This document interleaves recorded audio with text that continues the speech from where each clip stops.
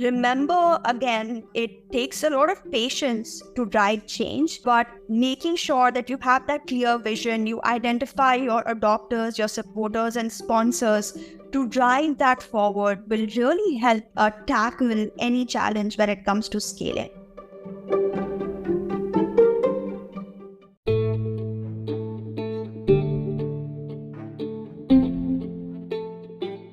Hi everyone, thanks for tuning into Notes of Design. To help support our mission spread knowledge, we have a very special guest in today's episode. Let's welcome Aditi Sharma, an award-winning design executive passionate about inclusive, ethical and sustainable human-centered innovations. She's a recipient of prestigious Dr. Sarojini Naidu Award from the Government of India and 40 Under 40 Award from Business Elite, Women Who Builds Award by Globant, and has been named as Inspirational Woman in STEM by Authority magazine. As a lecturer at Pratt, Aditi curates one of the top 10 UX programs offered in the United States. Aditi is a published design practitioner, is regularly invited to share her thoughts and leadership across prints, keynotes, and podcasts such as Campaign Live, Business Insider, AI and Data, Analytics Network, Interaction Design Association, and Brave UX, to name a few. As the head of design and research at Amazon, Aditi manages a global team that leads the consumer experience for 30 plus fintech products to help track revenue, usage, costs, and forecasts for AWS. Previously, as the head of payments design, executive director of digital experiences design at JP Morgan and Chase, Aditi set up a global design practice to build intelligent enterprise and fintech platforms.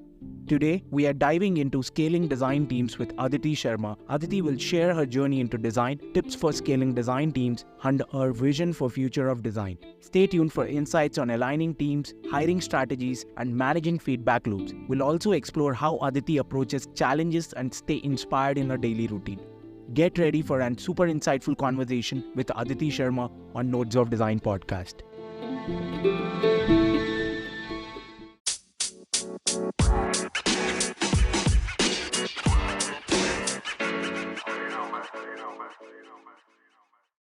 Hi everyone, thanks for tuning into Notes of Design. In this episode, we have a very special guest with us. Let us welcome Aditi. Hi Aditi, welcome to Notes of Design. Hi, Tej. It's a pleasure to be here.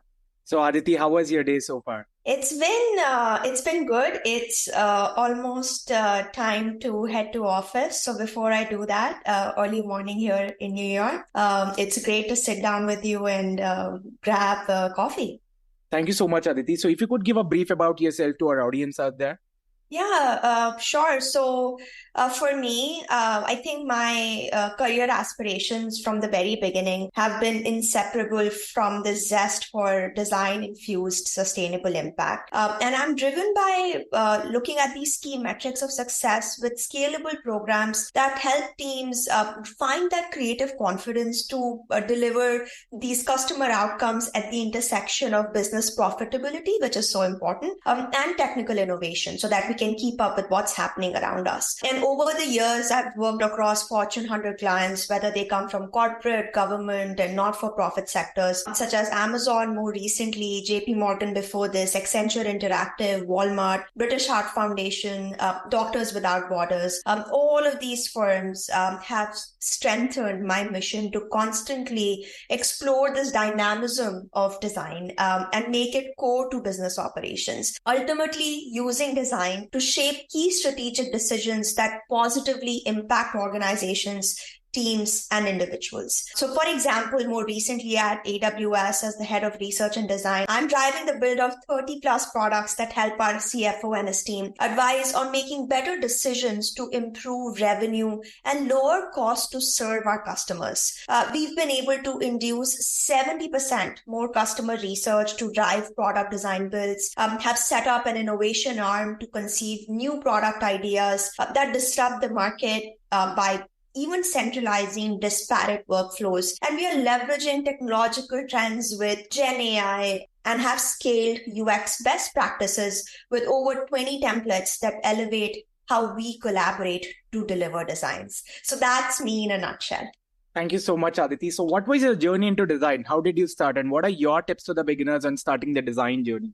Yeah, so my journey started in India, and as the youngest of three girls, I always approached life with this sense of inherent curiosity and awareness, even from an early age. I saw my parents find creative ways to sponsor causes such as girls' education, and we were dealing with very limited resources. I saw them design these posters, venture into underserved communities, and convince these parents to enroll their kids to go to school. I got involved really early on, and when I saw that my parents would convince these parents who were not interested to send their kids to school, these observations shaped my advocacy for social-led innovation, with the foundational belief that creative means have the power to save the world. As a kid, then it was a tremendous idea, and I would start again, with posters. I would recycle discarded objects and build new products.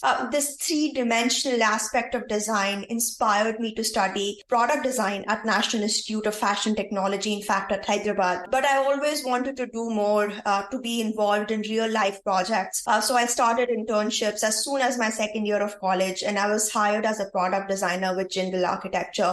It was an urban infrastructure company where I focused on material and product R&D with a human-centered approach. I designed urban street furniture and signages for the Commonwealth Games, which was a huge deal for this young designer. And I always wanted to delve into material R&D even more. And that's when I got interested to pursue industrial design. I received a scholarship to go to Loughborough Design School in the UK. And that's where I pursued inclusive design, accessibility practices, and ended up creating these kitchens for tiny houses, inculcating in me this idea of sustainability with design. Even when I was in the UK, I continued to pursue my passion for design-led societal change and consulted for clients in India, ultimately creating Adisha, a social impact design agency whose work was recognized by the President of India. During that time, we used to work with nominal budgets, and we successfully launched multiple societal enterprise programs, such as packaging for female condoms, a 2G network for rural communities to interact with central government, created an app from that. We created water recycling systems and an app to track how water was recycled and how it was reaching these underserved communities. I also worked on handmade products for mainstream consumers so that we could support local artisans. All of that took about 5 years. And during that time, I wanted to learn more, and I'm always driven by that curiosity. So I ventured to the US and enrolled in Stanford's inclusive design program with IDEO, then went on to pursue human-computer interaction at MIT. And then I ultimately landed a role at Accenture Interactive in New York City. And that was the first time when I started to consult for big clients like Walmart, DuPont, Cargill, ExxonMobil, and for ExxonMobil, I was in fact doing a sustainability project and Doctors Without Borders as well. Then after that, after a few years of living out of suitcases and living out of these hotels, I decided to pursue something that was around New York. And that's when the opportunity at JP Morgan came about.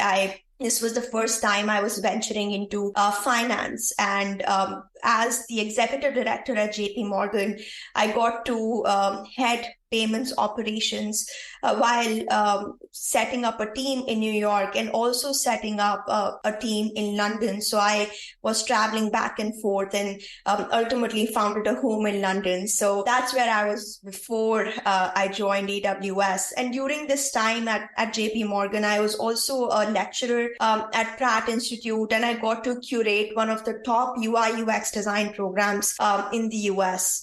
Ultimately, that led me to AWS now when I'm heading research and design and building those products. So I've always been inspired to give back. And during this time, I've coached over 1,000 professionals in design. I've been very vocal within the design community, and have been very fortunate to inspire women in STEM.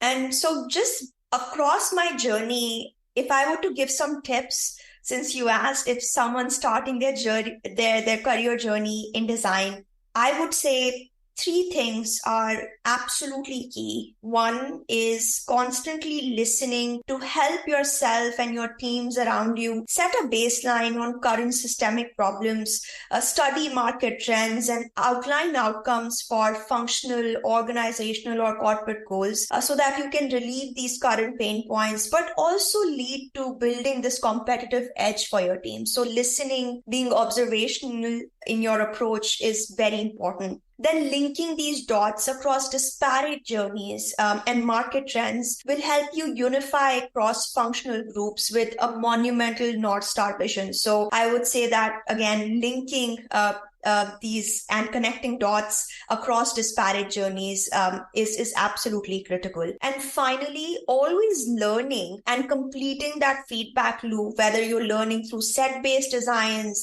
to make data-informed decisions, or you're just learning and progressing yourself by pursuing programs that are out there, and there's amazing content out there nowadays. So again, my 3 tips to all designers out there just starting on their journey would be listen, link, and constantly learn. Thank you so much, Aditi, for sharing such wonderful journey and these great tips. So let's begin our episode today with scaling design teams. So in your perspective, how does the intricacies of scaling a design team contrast with the challenges of scaling other units within an organization? Great question, Tej. And when I think about this challenge, even though the business value of design has been proven over and over again, it's still a challenge, in my opinion, to scale design teams and to set them up for success. We've seen reports from Human Factors International that fixing design mistakes during the development process can cost 10 times to remediate, while it can cost 100 times more to remediate after the product has been released. McKinsey has reported businesses with high design maturity having 4 times more revenue, 5 times more cost savings, and 6 times faster go-to-market speeds. Yet, 74% of companies fail at digital transformation programs due to a lack of design. I've always found myself at the forefront of major digital transformations across diverse enterprises, challenged to drive design with minimal resources, whether through my time at Accenture Interactive, consulting for clients like Cargill, DuPont, and Walmart, to JP Morgan when I was setting up these design teams across North America and UK. And now at AWS, where I'm driving these products for fintech. Companies always want stuff built, and it becomes harder to prove the value of design with its qualitative nature. And if it's especially not tied to goals, it becomes even more harder. Design, when done right, as we all know, it's so hard to notice. On the other hand, disciplines like engineering are helping teams get a functional product built, very specific to code guidelines. So there's a huge contrast between our disciplines when it comes to looking at the deliverables. But despite these challenges, I've been able to scale design and research with a show and tell technique. And I usually like to move my clients across these 3 innovation phases of ideation, incubation, and then scaling. And throughout these phases, my experience has taught me that design is most successful when it's not limited to designers. Each time, one has to play by the org rules. One has to take a pragmatic approach by defining these project-specific outcomes. Whether you are considering the budget, timeline, and resource limitations, it becomes important to talk to your stakeholders in language that they understand. And I found it really critical to approach all aspects of design with an eye towards maximizing its value to effectively negotiate with my stakeholders. So let me make it a little more specific. So for example, as an engagement manager at Accenture and fairly new in the world of consulting, my role required me to research on existing gaps. I would be sent out to our client sites and then figuring out the main challenge or the main problems to be solved for was something that was really hard to do. But using techniques like journey mapping, customer research, and starting to then pull out a North Star vision then defining that delivery team that would execute on that vision would usually help me and my client to align on common goals. This meant starting with a pilot team of 2, usually with me and a researcher, usually sometimes just me, and then using the power of design and the power of the process to drive the value by setting that clear vision to go from strategy all the way to execution. Ultimately, I used to scale the teams to 20 plus professionals, starting with maybe just me or a team of 2. So it starts with that sense of setting that urgency and unfreezing that status quo so that you can start to set new processes, new institutional approaches as well to help your clients. I continue to do this at Amazon as well, where I've been able to scale the team despite a hiring freeze using mathematical techniques, because again, you need to shift your approach based on the company that you're working for. So I've been able to evaluate time, effort, and value of design practices with my leadership so that we can go back to my stakeholders and say, okay, these are the goals that we are delivering. These are the features that we want to get built. These are above the line or below the line based on existing design capacity. Same thing happened at JP Morgan as well. We would usually start with a very, very small team, but then I was able to grow it 4 times by showing the value of these design-infused deliveries, finding adopters and sponsors by slowly expanding the scope of influence for design, going into areas within the bank which were most convoluted. No designer wanted to touch that space. It was boring to a lot of these designers as well. But I could venture in and I could see these complex processes, break them down and simplify them. And that's where my stakeholders saw the value of design. So again, I hope these 3 examples across Accenture, JPM, and Amazon can help our listeners find that confidence that yes, it is possible to scale teams who are working on design and research, even though it might be harder than our counterparts. Thank you so much, Aditi.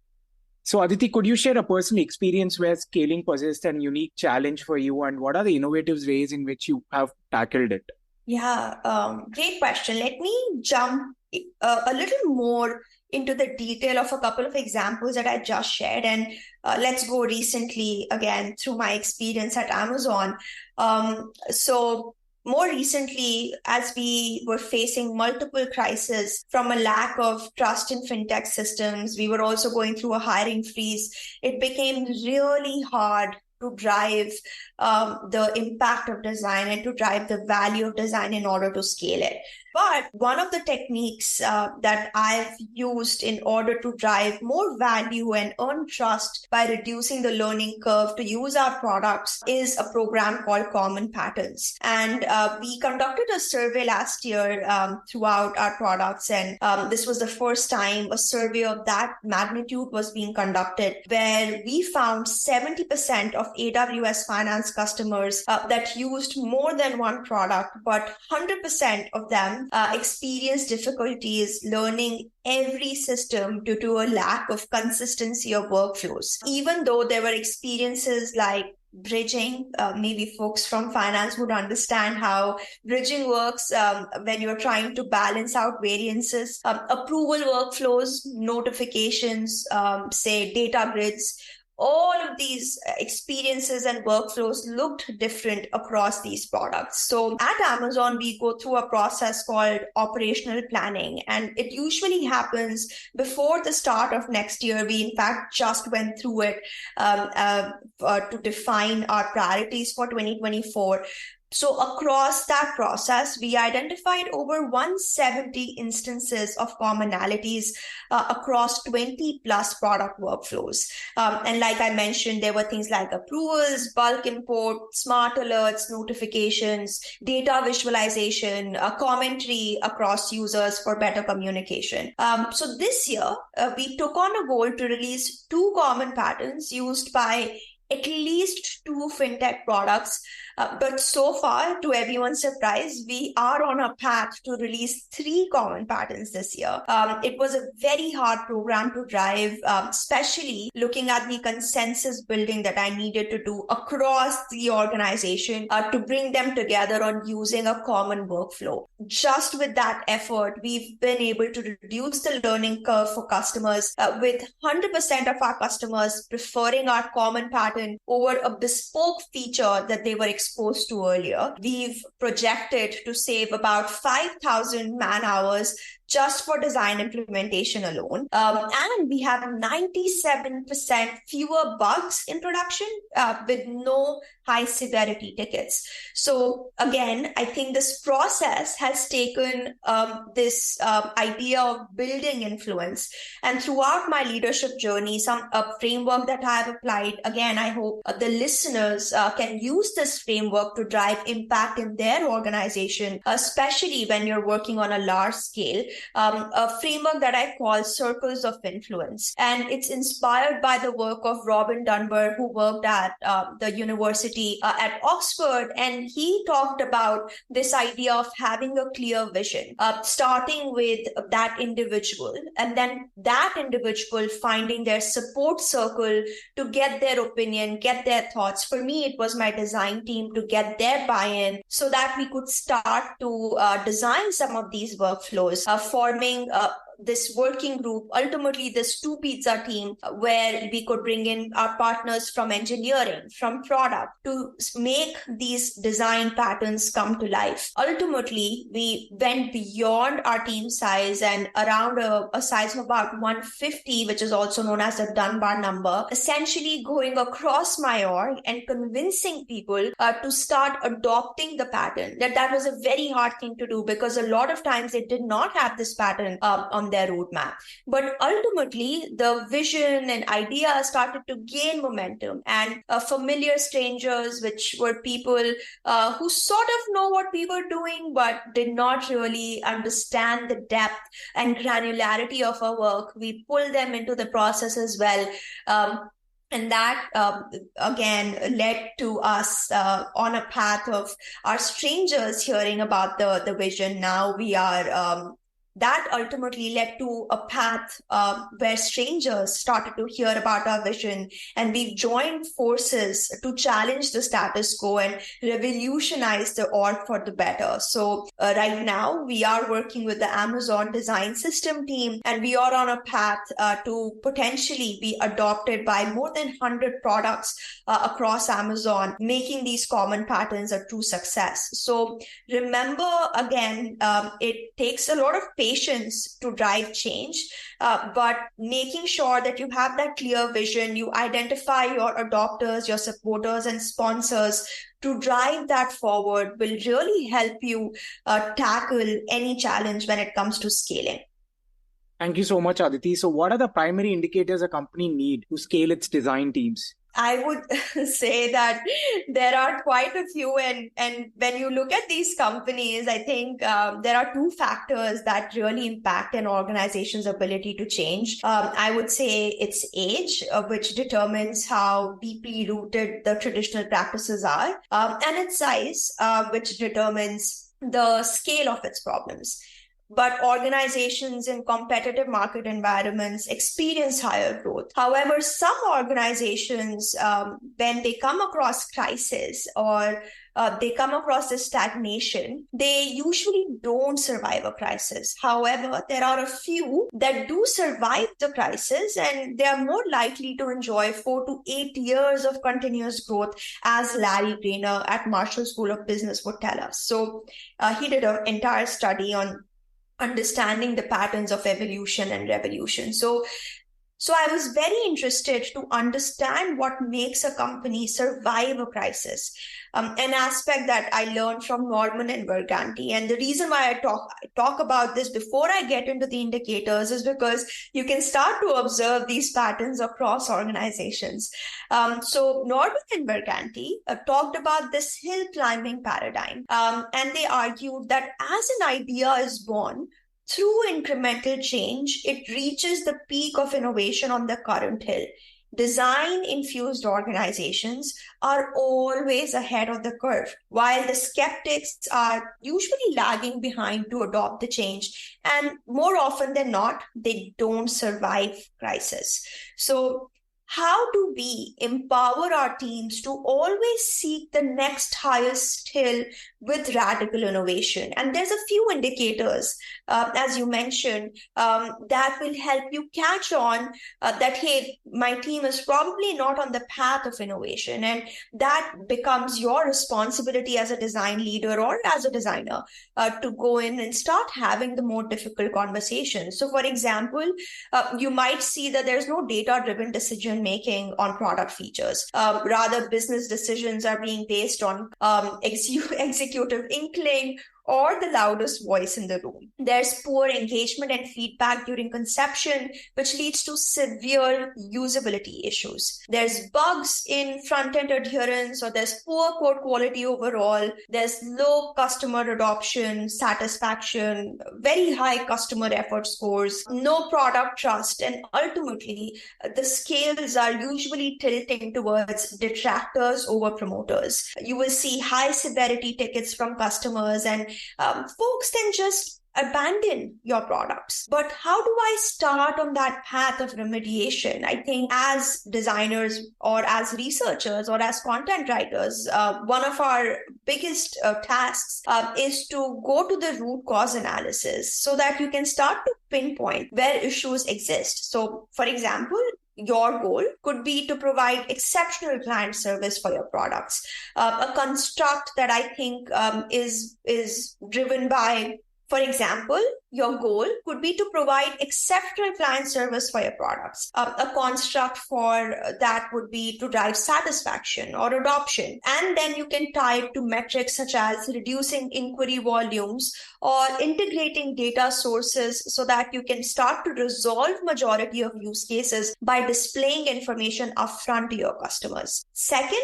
I think is very important in terms of remediation is you need to build up your business domain knowledge. Design cannot be superficial anymore. Design practitioners should strive for authentic, deep engagement with users wherever possible. And this kind of contact may change the kind of questions you're asking or the solutions that you're providing to your stakeholders as well. Using customer anecdotes will help business leaders make their decisions not on abstract persona-based ideas, but on messy, but sometimes contradictory experiences of real people. And then map these gathered customer journeys using that system thinking design approach, going back and forth between these processes that may be backstage or front stage, and identify where gaps exist. Then start to fill in those gaps by suggesting some recommendations. I think just loose research without actual recommendations does not do anybody any good. Then you can use some of these projects to socialize the power of design best practices by picking up the juiciest problems at the strategic level that have the highest likelihood of moving the needle for customer experience. Take a participatory design approach with cross-functional teams and customers to make these projects successful. Use techniques like co-design, co-creation, experience prototyping, all of these techniques that entail investigating and responding to real needs. And lastly, what I would say is you don't need to be thinking out of the box. I think creatives have a ton of that pressure.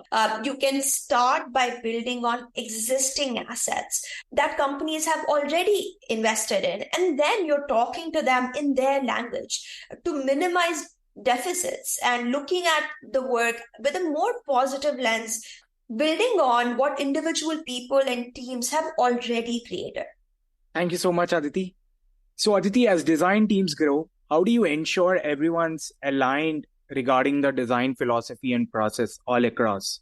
Yeah, it's a hard one.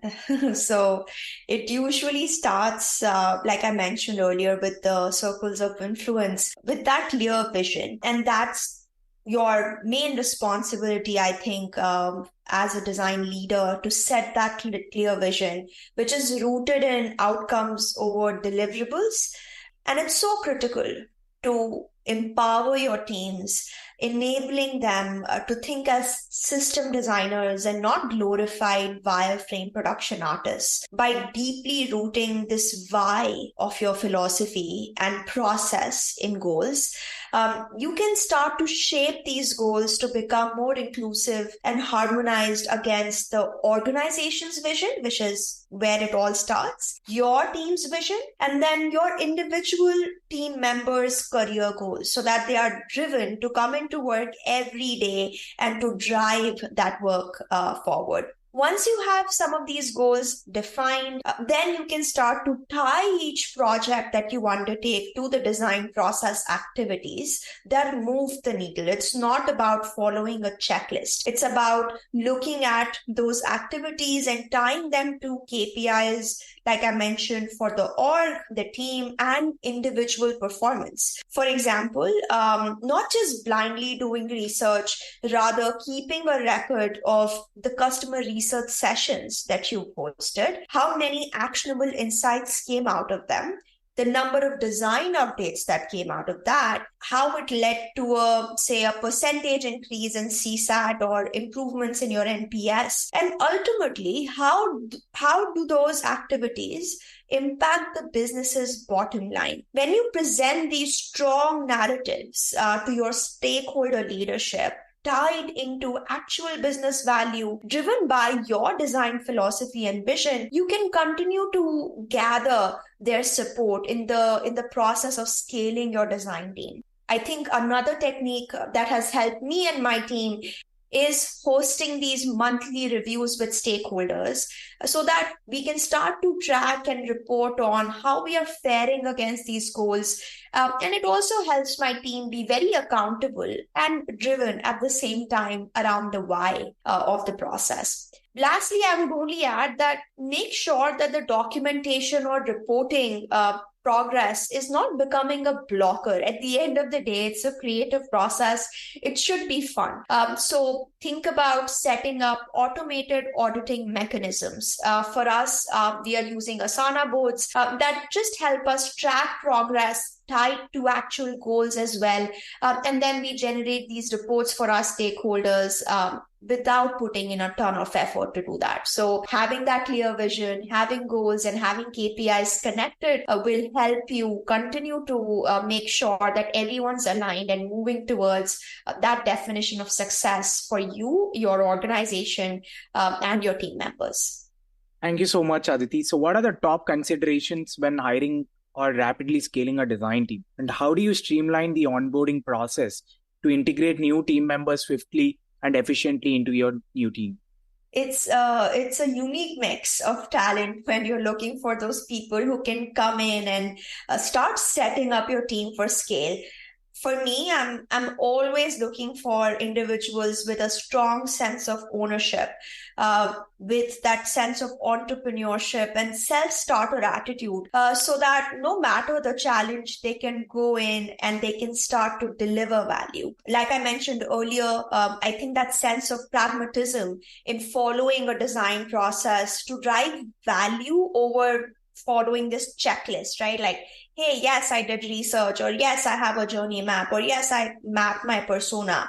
But why did you do all of those activities? Knowing when to pull out which play from that toolkit so that you can drive business value, you can drive employee outcomes or customer outcomes is very important. So having that sense of knowing which process artifacts will help you move the needle becomes critical when I'm looking for that team member. And then ultimately, I would say I look for folks who have that inclusive mindset. And inclusivity is not just about demographical factors. Of course, they come into play, your gender, where you come from, your race, and all of those aspects today that are sometimes given more precedence over more subtle aspects of diversity, such as how do I experience the world, or how do I interact with the world with my cognitive abilities. So having an inclusive team, having team members who are inclusive in their approaches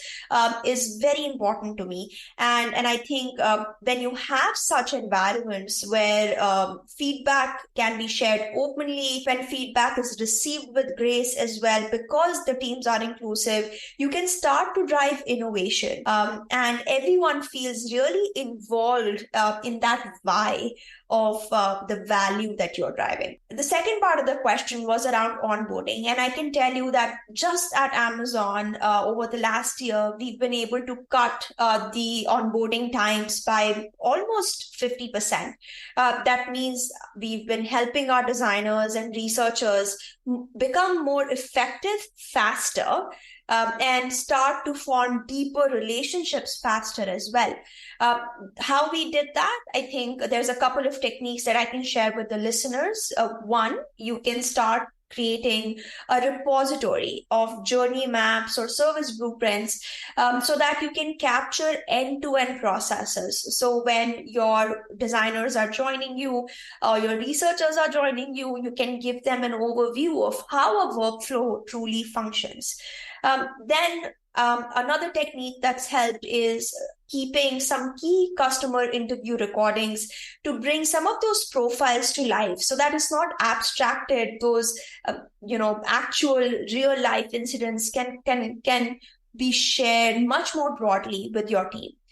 Having clear project goals is another key technique. So have a goal for your 30-day mark, your 60-day mark, your 90-day mark, and keep your team members accountable to drive progress through the 30, 60, 90-day timelines.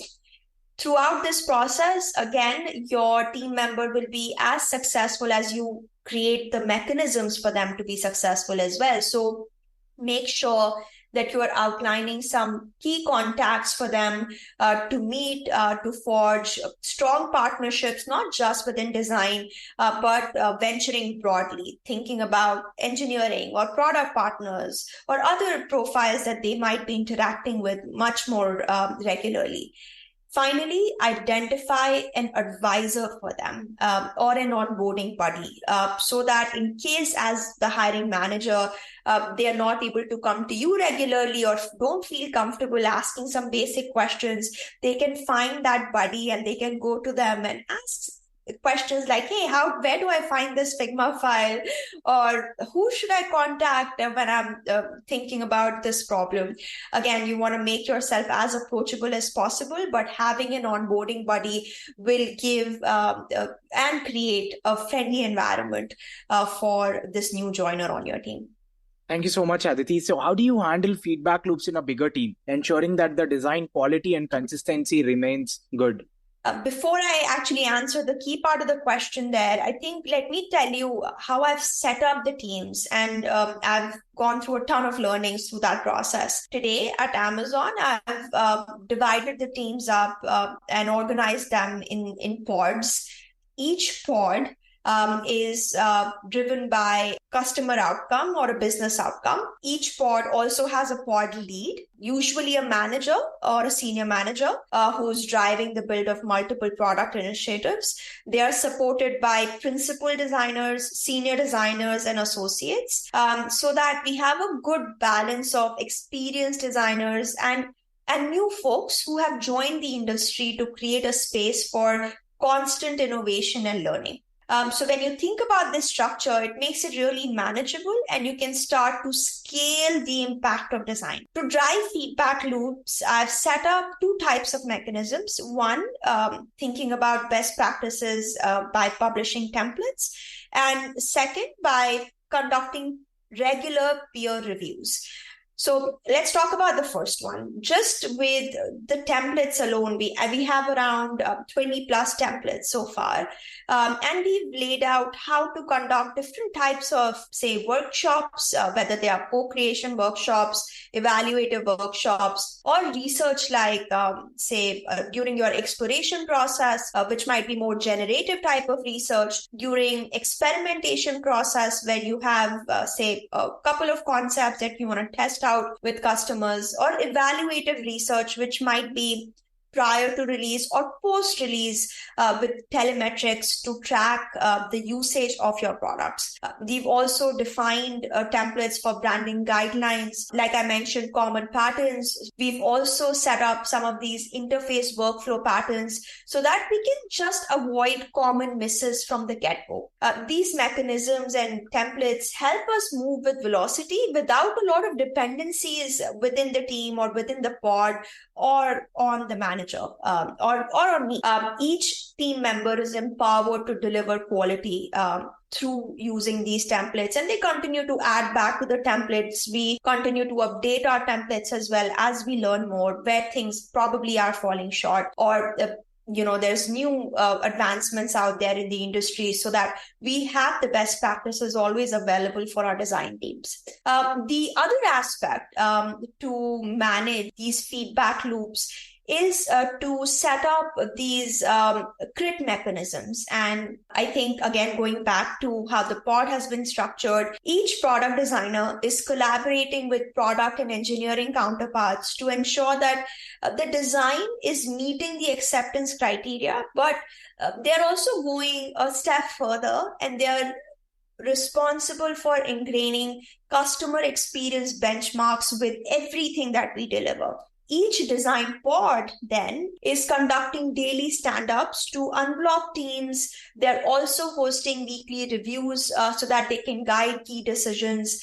They're also making sure that research is being conducted. So it's happening at the designer level and then at each pod level, so that the design details can be ensured to be of a certain quality. Then at a team level, we have design studio time for any items that require the broader leadership team to analyze, common patterns, or to give that final stamp of approval, especially for key strategic programs, so that before development starts, we are all aligned. And finally, as I had mentioned earlier, to ensure that we are accountable and also to drive visibility with our org leadership, we are hosting these monthly stakeholder reviews covering these key design or research deliverables before they go into production. So I think having that balance of the scalable templates and then having the balance of self-driven design crits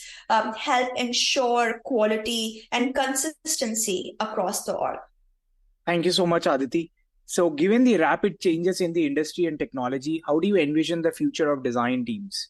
We recently went through so much crisis in 2020, of course, with the pandemic. And I believe that crisis has taken us as an industry from evolution to revolution. When the pandemic hit, it changed how we operate as a global economy, as a design industry. And now we're more dependent on virtual sources. You and I are having this conversation over Zoom, something that shot up, especially during the pandemic time.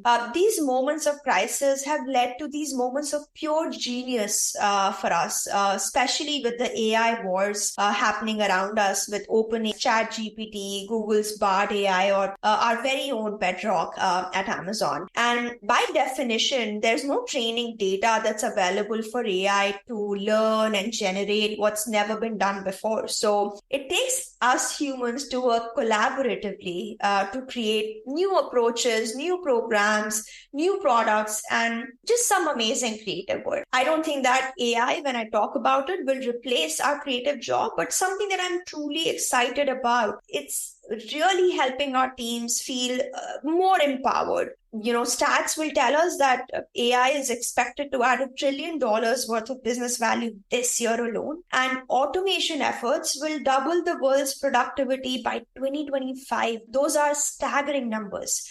AI automation can handle repetitive and time-consuming tasks, allowing us designers and creatives to focus on higher-level creative and strategic activities. Designers can automate tasks like, say, data collection, analysis, including accessibility considerations in content generation, increasing our efficiency and productivity overall in the process. We are seeing companies like Adobe and Jasper with their Gen AI capabilities that are helping improve design productivity and the quality of our overall output. I think we will also reach a point where designers will be able to create intelligent interfaces using this idea of personalization with specific user inputs and preferences. And these interfaces can be further supported with human-like chatbot conversations so that we are creating these personalized recommendations, ultimately improving the customer experience that impacts businesses' bottom lines. Even though all of this technology has a ton of promise, I don't think it will fulfill its potential without trust and good governance. So as creatives, as people who are always inclusive in our approaches, we need to be constantly mindful of ethics. Again, thinking about consumer data and privacy, security, copyright, and data ownership, the data model training transparency so that there are no biases in how we are training these Gen AI models. And finally, but thinking about environmentally conscious AI model usage. Again, I think our responsibility as creatives is to use this technology, but also be mindful of unintentional consequences that may come with it. So even though I'm really excited about the rapid change with AI and specifically Gen AI capabilities, I think the future of our design teams can be in really good hands with more responsible people who are driving the technology changes forward. Thank you so much, Aditi, for sharing all these wonderful insights with us. So could you please share with us, how does your day look like? Any interesting stories? Yeah, interesting stories. Okay, probably I can share with you maybe how my day looks like, because every day is interesting in its own way. Faced with challenges every day almost, and each of them is so unique. But I can share with the listeners how I like to organize myself to tackle those challenges. First, I always like to outline my to-do list before I leave for the day. So leave for the day is a fairly loose term because my day varies depending on how much work is on the table. But having that to-do list helps me start my next day with a very organized mindset as well. I usually start my day with some meditation. I like to squeeze in a walk if I can. I'm really connected to my parents, so I try to call them, especially during the morning hours, because they overlap really well with Eastern time zone and India time zone. On my way to office, I like to get through the emails, and if there's any new high priority task, I usually add them to my to-do list so that when I get to the office, I can start with these high priority tasks. Usually my week starts with a leadership stand-up as well. So my team of leaders, we get together, we go through these priority tasks, which might just be, of course, for me or more widely for the entire team. So we discuss those high priority tasks as a leadership team. I also host reviews for stakeholders to drive that cross-org collaboration. And I always try to make time for one-on-ones throughout my week, but finding ways to give back through mentorship or coaching. I'm a part of Amazon's Women Mentorship Circle, where I actually have been mentoring some of the women who are in STEM, again, trying to give back and trying to empower them as well to rise up to leadership positions. So yeah, that's how my day looks like, with the to-do list, with my emails, meeting with my leadership team, and hosting some one-on-ones and stakeholder reviews. Thank you so much, Aditi. So we'll conclude the show by your 3 favorite book recommendations and people who inspire you the most in this space. Yes, there's a few books. And when you ask me to just narrow it down to 3, I think that's a hard one. But let me start with a book that I read recently, Sapiens by Yuval Noah Harari. As Steve Jobs said, you can't connect the dots looking at the future. So one must look at the history of events to understand what's going to happen. So this book, Sapiens, covers the history of humankind so that we can understand how we arrived here and what's next for us as well. So I highly recommend it. More specifically, to drive influence, I think there's 2 books that I really enjoyed. One, Finding Your Why by Simon Sinek. And it's a classic, and it just shows how important it is to find your ikigai, which is a Japanese word for your reason for being or your sense of purpose. Then another one that I like is Think Again by Adam Grant, and that examines the science behind changing your mind and persuading others to change their minds, which I think is such a critical skill for design leaders. I'll just add one more. It's called Creative Confidence by David and Tom Kelly. It's a fairly famous book out there. And it implores us to have the courage to be creative through setbacks or success, no matter what. It ties into the people who've been great influencers. The work from Debbie Millman, who hosts the podcast for Design Matters. I've been listening to that for a while, and I got to meet Debbie, which was a total fan moment for me. Looking at the work of Pentagram, I think the agency, it's just amazing to look at their work. So I think the agency overall is doing some incredible work as well. I know it doesn't fit in our field, but my mother has always been a constant source of inspiration for me. So yeah, I would say my mother as well is a big influencer. Thank you so much, Aditi, for sharing all these wonderful recommendations and all these great insights with us. So we are looking forward to host you again in our upcoming episode. Thank you so much for your time. Thank you for having me, Tej. It was a wonderful experience.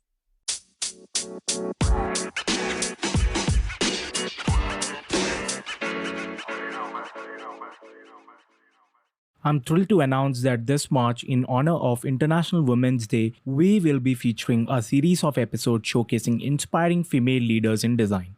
Each episode will highlight the journeys, achievements, and insights into these remarkable women who are not only shaping the future of design but also paving the way for the next generation of female leaders. Join us as we celebrate their contributions, explore their perspectives, and share their stories of success, resilience, and innovation. So stay tuned and subscribe to Notes of Design to catch these special episodes throughout March. Let's come together to honor and uplift the voices of women in design as we continue to inspire and empower each other in our creative endeavors.